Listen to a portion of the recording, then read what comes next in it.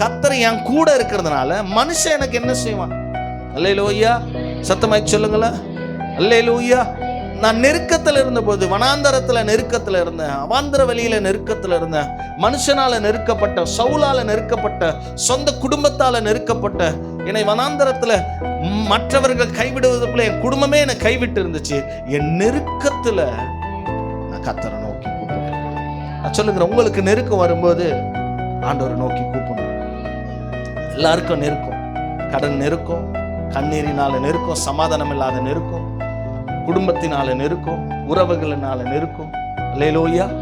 பல நெருக்கத்துல நம்ம வாழ்கிறோம். ஒவ்வொரு நாளும் நம்முடைய வாழ்க்கை நெருக்கமே இல்லைன்னு சொல்றவங்க யாரா இருக்கீங்களா? அல்லேலூயா. அப்படி இருந்தீங்கன்னா நீங்க தான் பயங்கர ஆசீர்வதிக்கப்பட்டவங்க.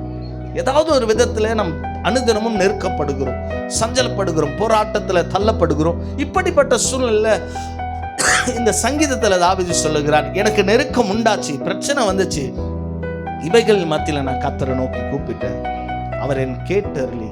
நான் கூப்பிடும்போது எனக்கு ஆண்டவர் செவி கடக்காத போல எனக்கு கேட்டு என்னை விசாலத்துல கொண்டு போனார். ராமின் சொல்லுங்களேன். நான் விசுவாசிக்கிறேன், நம்முடைய தேவன் உன்னை நெருக்கப்படுகிறதுல விட்டுக்கிடுகிறது கிடையாது, உன்னை விசாலத்துல கொண்டு போகிறார். ராமின் சொல்ல எத்தனை